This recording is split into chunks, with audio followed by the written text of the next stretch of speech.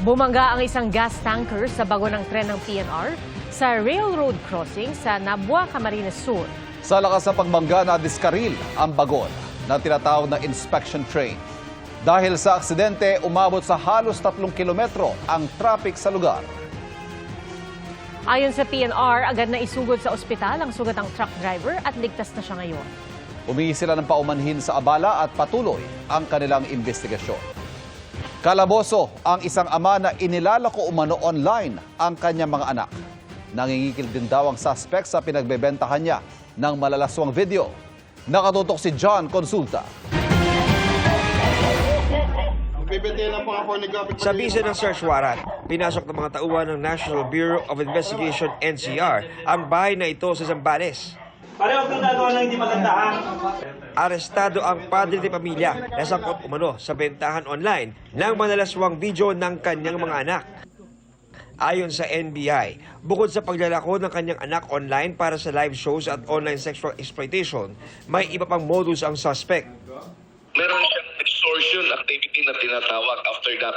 Meron akong forwarded porn material sa iyo. You don't want me to report to your authorities. So, kumikita ito. Kumikita na siya dun sa porn material niya using his own children. And then, kumikita pa siya dun sa extortion. Sinagip ng NBI sa bahay ng suspect ang 3 niyang minor na anak, asawa at kapatid ng kanyang asawa na minor de edad din. Na-recover din ang cellphone ng suspect na naglalaman ng malalaswang videos na pinapadala ng suspect sa kanyang mga parokyano at mga transaksyon. Sa inquest na ito, nagsampa kami ng kaso dito ng anti-online abuse and exploitation of children, qualified human trafficking, violations ng Anti-Trafficking and Persons Act, qualified because of the use of minors, possession ng paraphernalia for dangerous drugs under the Comprehensive Dangerous Drugs Act. Kasi meron kaming nakuhang marijuana. Di na nagbigay ng pahayag ang suspect na nakakulong na sa detention facility ng NBI sa Bilibid. Para sa GMA Integrated News, John Consulta, nakatutok, 24 oras.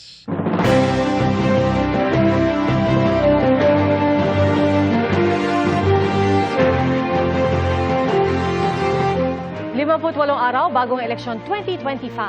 Patuloy sa pag-iikot ang senatorial candidates para ilatag ang kanilang plataforma. Nakatutok si Darlene Cai.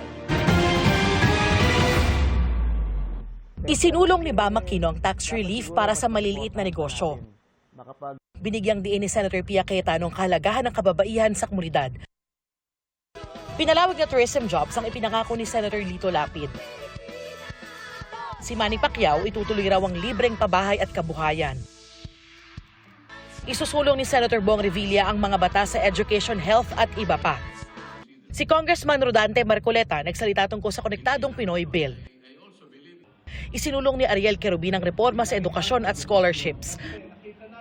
Patuloy naming sinusundan ang kampanya ng mga tumatakbong senador sa eleksyon 2025. Para sa GMA Integrated News, Darlene Cai, nakatutok 24 oras.